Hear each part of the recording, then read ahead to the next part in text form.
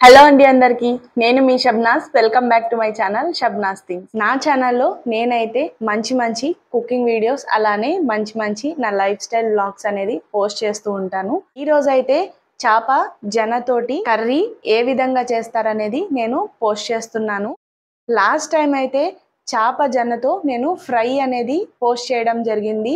చాలా అంటే చాలా మంచి రెస్పాన్స్ వచ్చింది. చేప జనతోటి ఏ విధంగా కర్రీ అస్సలు నీచు వాసన లేకుండా మనం చేప కర్రీ ఎలా తింటామో అలానే అదే టేస్ట్తో ఉండేలాగా చేసి నేనైతే మీకు చూపించబోతున్నాను. ఈ సండే మీరైతే ఒకవేళ ఫిష్ తెచ్చుకుంటే కనుక అందులో ఎగ్ ఉంటే కనుక చేప కర్రీలోనే వేసుకోకుండా లేదా ఫ్రై చేసుకోకుండా సపరేట్గా ఈ విధంగా చేప జనతోటి కర్రీని కూడా ప్రిపేర్ చేసుకోవచ్చు. ఫుల్ వీడియోనైతే మిస్ చేయకుండా వాచ్ చేయండి. మీకు రెసిపీ కనుక నచ్చినట్లయితే వీడియోని లైక్ చేయడం అయితే మర్చిపోకండి.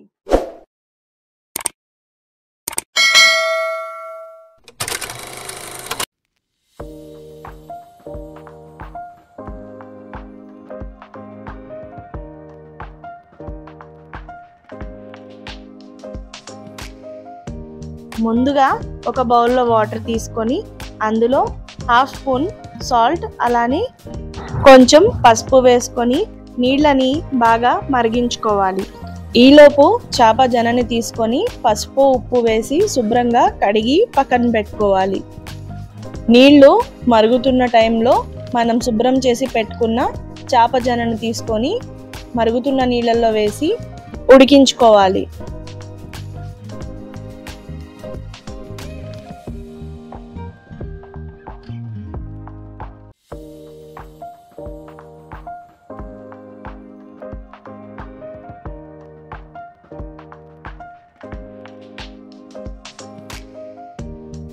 ఉడుకుతున్న నీళ్ళల్లో చేప జనని వేసిన తర్వాత 1 నిమిషం పాటు మనం స్పూన్ పెట్టకుండా కదపకుండా ఉంచితే ముక్కలవ్వకుండా ఉంటుంది.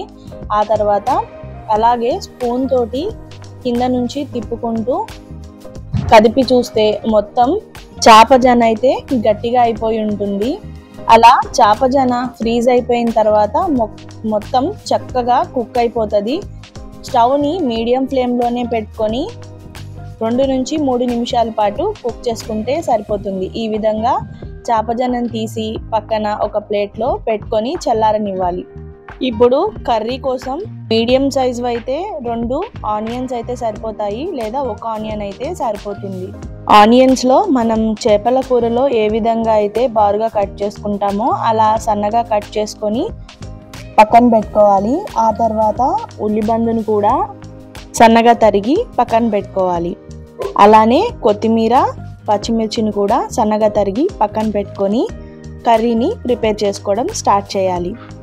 చేపల కూరకి మనం ఏ విధంగా ఫ్లాట్గా ఉన్న కర్రీ బౌల్ని అయితే తీసుకుంటామో అదే విధంగా ఫ్లాట్గా ఉన్న కర్రీ బౌల్ని తీసుకొని మనం కట్ చేసి పెట్టుకున్న ఆనియన్స్, ఉల్లిబందు, పచ్చిమిర్చి అలానే కొత్తిమీర అన్నీ ఆ బౌల్లో వేసుకొని అన్నీ ఒకసారి చక్కగా చేత్తో ఆనియన్స్లో ఉన్న వాటర్ మొత్తం కొంచెం బయటికి వచ్చేంత వరకు కలుపుకోవాలి.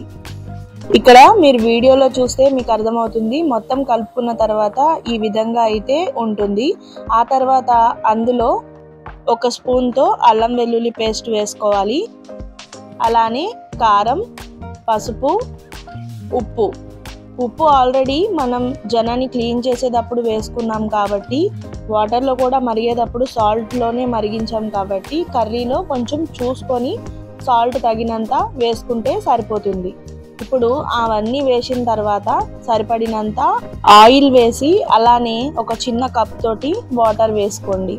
ఈ కర్రీలో మీ దగ్గర ఫిష్ మసాలా పౌడర్ లేదా గరం మసాలా పౌడర్ ఉంటే 1 హాఫ్ స్పూన్ వేసుకోండి సరిపోతుంది. ఒకవేళ అవి అవైలబుల్లో లేకపోతే ఈ విధంగా దాల్చిన చెక్క, 2-3 లవంగాలు అలానే 1 యాలక్కాయ వేసుకుంటే సరిపోతుంది. ఇవన్నీ వేసిన తర్వాత స్టవ్ ఆన్ చేసి స్టవ్ని మీడియం ఫ్లేమ్లో పెట్టి ఈ కర్రీ బౌల్ని స్టవ్ మీద పెట్టి 4 నుంచి 5 నిమిషాల వరకు స్టవ్ని మీడియం ఫ్లేమ్లోనే పెట్టి ఈ కర్రీని అయితే ఉడికించుకోవాలి. 4 నిమిషాల తర్వాత చక్కగా ఆనియన్, ఉల్లిబందు అయితే కుక్ అయిపోతాయి. ఆ తర్వాత మనం ఉడికించి పక్కన పెట్టుకున్నాం కదా చేప జననైతే ఈ విధంగా చిన్న చిన్నగా పీసెస్గా మీరు స్పూన్తో కావాలంటే మొత్తం మ్యాష్ చేసుకోవచ్చు, లేదంటే ముక్కలు ముక్కలుగా చేసి ఈ కర్రీలో వేసుకోవచ్చు. నేనైతే చిన్న చిన్నగా స్పూన్ తోటి పీసెస్ లాగా చేసుకొని ఈ కర్రీలో వేసుకుంటున్నాను. ఈ పీసెస్ని కూడా వేసిన తర్వాత మరొక చిన్న కప్పుతోటి వాటర్ యాడ్ చేసుకొని స్టవ్ని మీడియం ఫ్లేమ్లోనే పెట్టి ఇంకొక 3 నుంచి 4 నిమిషాల పాటు కుక్ చేస్తే చక్కగా గ్రేవీ రెడీ అయ్యి కర్రీలో ఉన్న ఆయిల్ అయితే పైకి తేలుతుంది. అంతే అండి, చక్కగా వేడివేడిగా చేప జనకూర అయితే రెడీ అయిపోయినట్లే. దీన్ని మీరు రైస్లో అలానే చపాతీ పుల్కాలో కూడా తినచ్చు. చాలా అంటే చాలా బాగుంటుంది, అసలు నీచు వాసనే ఉండదు. నేను ప్రిపేర్ చేసినట్టు ఒకసారి మీరు కూడా ప్రిపేర్ చేసి చూడండి. చాలామంది చేప జొన్నతో ఫ్రైనే చేసుకుంటారు, లేదా చేపల కూర వండుతున్నప్పుడు ఈ జొన్నని అందులోనే వేసి కుక్ చేసుకుంటారు. ఈ విధంగా సపరేట్గా ఎప్పుడన్నా కుక్ చేసి ట్రై చేయండి. ఈ రెసిపీ ఖచ్చితంగా మీకు నచ్చుతుంది.